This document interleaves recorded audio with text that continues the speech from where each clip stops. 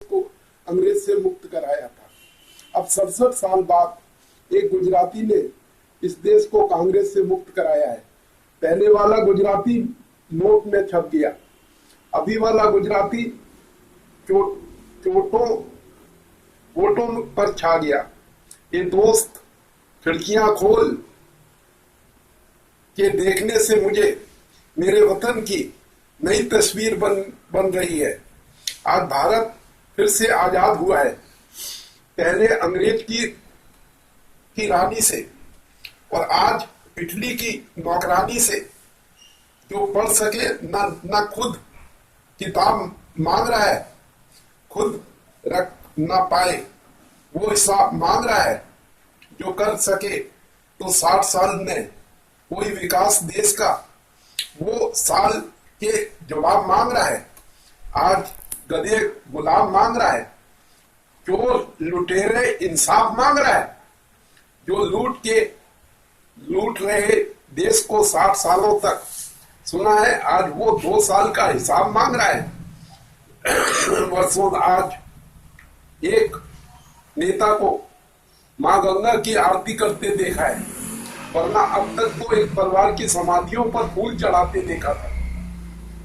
वर्षों तक एक नेता को अपनी मातृभूमि पर बोलते देखा है, वरना अब तक तो एड़ी रटाई अंग्रेजी बोलते देखा था। अब तक तो परिवार की मूर्तियां बनते देखा था। वर्षों बाद एक नेता संसद की माटी चूमते देखा है, वरना अब तक तो इटालियन सैंडल चाटते देखा है। वर्षों बाद एक नेता को देश के लिए रोते देखा है, वरना जब तक मेरे पति को मार दिया कहकर वोटी की भीख मांगते देखा है, वोटों की भीख मांगते देखा है। पाकिस्तान को घबराते देखा है, अमेरिका को झुकते हुए देखा है। इतने वर्षों बाद भारत माँ के ने खुलकर मुस्कुराते देखा है। आप सभी से निवेदन है कि इस मैसेज को पूरे भारत में हर नागरिक तक पहुंचाने का कष्ट करें। हम बदल लेने की नहीं, बदलाव लाने की सोच रखते हैं। समझदार व्यक्ति वह नहीं जो ईंट का जवाब पत्थर से दे। समझदार व्यक्ति वो है जो फेंकी हुई ईंट से अपना अभिमान आशियाना बना ले। कांग्रेस 2014, भाजपा 2015। पुलिस प्रशासन अलर्ट, प्रॉपर्टी का बूथ खत्म, सड़कों का निर्माण जारी, सफाई कर्मचारी अलर्ट, आतंकवाद का सफाया जारी, घोटालों का खुलासा जारी। अगर अभी भी नहीं समझे अच्छे दिन क्या है, तो फिर सरकारी अस्पताल में विभाग का इलाज करवाओ और समझ लो तो औरों को BHI समझाओ। 5 रुपए वाली बियर की बोतल आज 80 रुपए में की हो गई। कभी किसी से दारू का ठेका नहीं, कभी किसी ने दारू का ठेका नहीं फूका। 25 रुपए की कोको कोला, 25 पैसे की कोको कोला 12 रुपए की हो गई। कभी किसी ने अमेरिका का पुतला नहीं फूका। 5 रुपए की बस बाल मैकडोवल बगैर आज 55 रुपए का बिकता है। कभी किसी ने रेल नहीं रोकी। 5 रुपए का चिप्स का पैकेट आज 10 रुपए का हो गया। कभी किसी ने रेल नहीं रोकी। 5 रुपए के वाली सिनेमा की टिकट 300 रुपए की हो गई। कभी किसी ने सिनेमा हॉल नहीं फूका। चीनी 2 रुपए की महंगी हो गई, बस ब्रेकिंग न्यूज बन गई। 10 रुपए का रेल टिकट 11.40 पैसे का हो गया। सबकी छातियां पिटने लगी। जो महीनों से 1-2 बार देना था।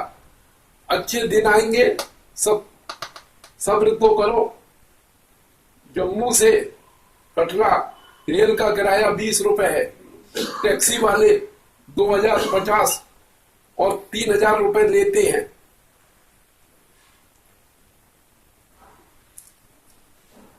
लेते हैं। यही तो अच्छे दिन हैं। कांग्रेस 10 साल में एक स्वरजीत को वापस हिंदुस्तान नहीं ला सकी और मोदी सरकार 15 दिन में इराक में फंसे 174 भारतीयों को खूंखार आतंकवादियों से छुड़ा कर ले आई।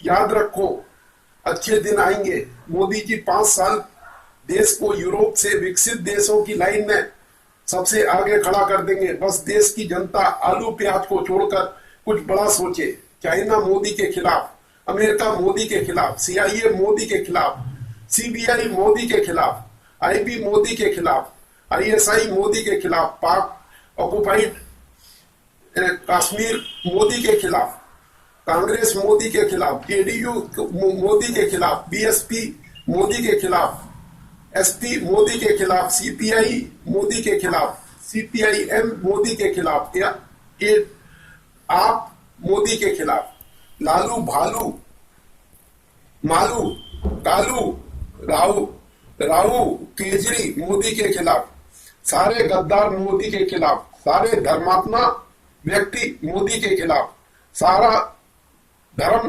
मोदी के खिलाफ, सारे धर्म के खाने वाले पंडे मोदी के खिलाफ, सारे धर्म के देने वाले उपदेशक मोदी के खिलाफ। खाने की तुम राह को खत्म करने जा रहे हो। मोदी, तुम्हें क्या हो गया है? हम तो खाने पीने से ही पले थे। मुसलमान को खाना पीना ही तो खिलाते थे। अपनी बहनियों को मुसलमान के आगे दे आते थे, तभी तो राज कर पाते थे। नहीं तो राज कैसे करते?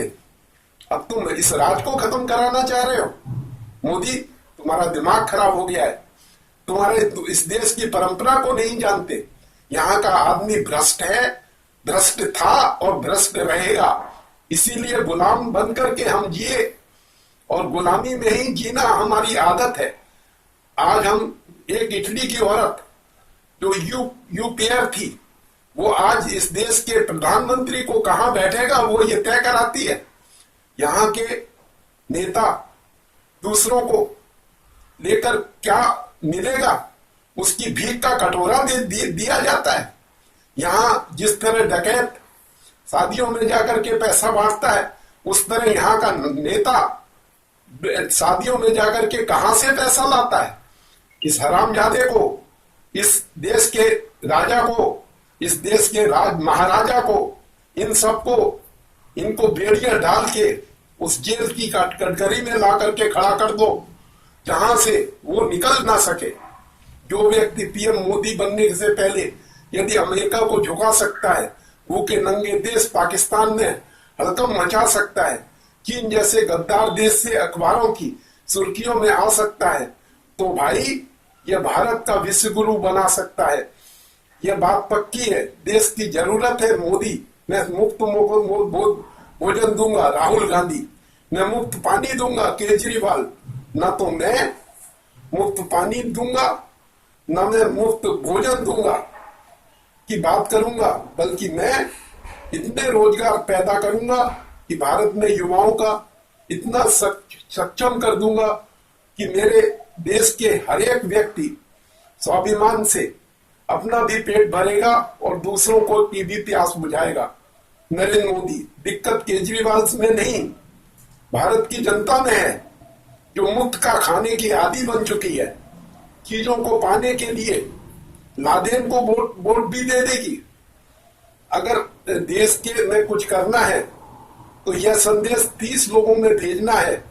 बस आपको तो एक कड़ी से जुड़ना है और अपने आप ही इस देश का परिवर्तन होगा, क्योंकि ना आपके अंदर परिवर्तन की चाहत थी और ना आप इस परिवर्तन के लायक थे। देखते ही देखते पूरा देश जुड़ जाएगा। हजारों नोट थे ऐसे कि हर नोट में दम निकले, बहुत निकले हम घर से, मगर फिर भी कम निकले। निकलना बैंक से नोटों की सुनते आए थे पहले, लेकिन बहुत बेआबरू होकर स्टेट बैंक से हम निकले। बचा नहीं जेब में 100 का एक नोट भी बाकी। अब हुई सुबह और घर में ATM खोजते हम निकले। इस दौर में कोई तो इस देश बैंक का पता बता दे जहां बिन लाइन के लगे पैसे लेके निकले। इस मुफलिस में नहीं है फर्क जीने और मरने का, उसी को देखकर जीते हैं जिन धन पे दम निकले।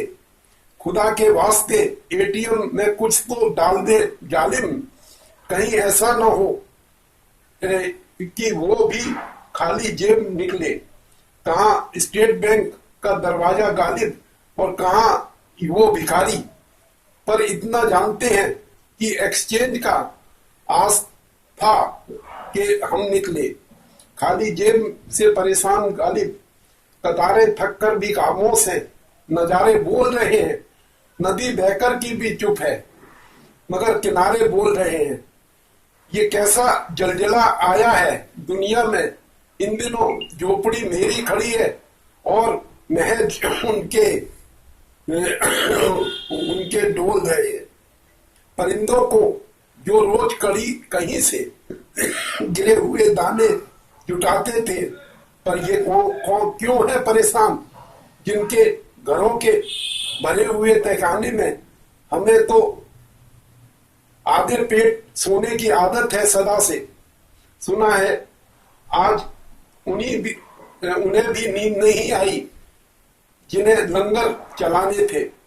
नजरों का फर्क है साहब, देश की गरीब जनता नोट बदलने के लिए खड़ी नहीं खड़ी, देश बदलने के लिए लाइन में खड़ी है।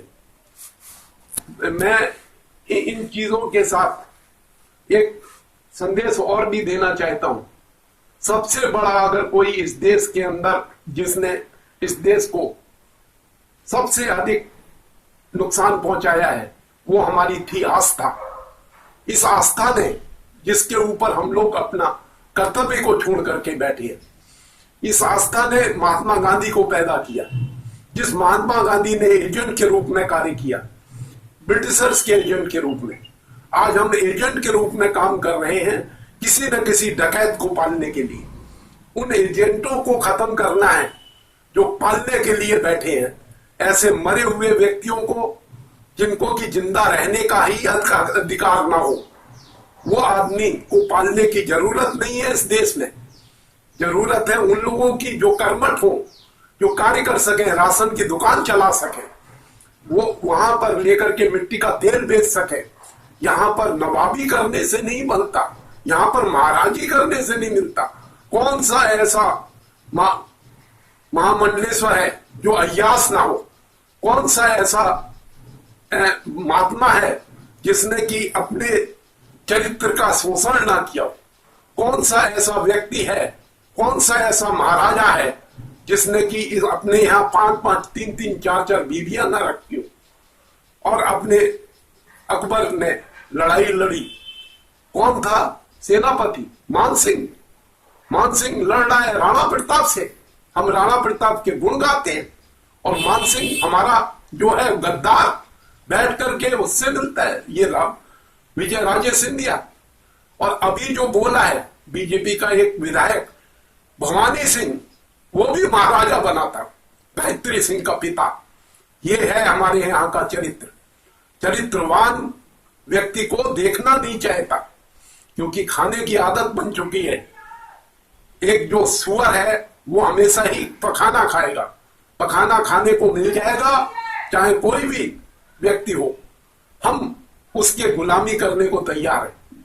ये करेक्टर बन चुका है हमारे देश का, और इस देश के करेक्टर ने ही इस्लाम को यहां पर परपिचुएट किया। एक घटना बता दूं, 14 फरवरी 1914 को महात्मा गांधी को यहां लाया गया। लाया इसलिए गया, हमारे 60,000 सोल्जर्स को रिक्रूटमेंट करा करके जर्मनी के खिलाफ लड़ाना था। जर्मनी के खिलाफ वो लड़े और जर्मनी से जीत गए, इस एश्योरेंस के साथ कि स्वराज इसके बाद मिल जाएगा। जब वो स्वराज की मांग करने भगत सिंह आजाद पहुंचे तब उनको फांसी पर चढ़ा दिया, जलियांवाला बाग में उनको वो कर दिया। कमाल पाशा को जब अंग्रेज ने टर्की से हटाकर वहां का राजा बनाया और वहां के उन लोगों को, तो यहाँ खलीफत मूवमेंट महात्मा गांधी के द्वारा स्टार्ट हुआ जो अल्टीमेटली जिन्ना को पैदा कराया। हमारे यहाँ नित्यानंद स्वामी जिन्होंने कि मुसलमानों को बदलने का कार्य किया, उसका मर्डर जब रशीद ने कर दिया तब वो बोला वो धार्मिक कार्य कर रहा था। मोपला और मालावार में जिस तरह हिंदुओं को काटा गया, उनकी छातियां काटी गई हैं औरतों की, शर्म आनी चाहिए इन धर्मात्माओं को जो हरामजादे वहां पर नहीं थे कि जिस समय हमारे यहाँ बोटियां काटी जा रही थी उस समय ये अपना अयासी कर रहे थे। और इनको हम धर्मात्मा कह करके उनके पैर पूजे।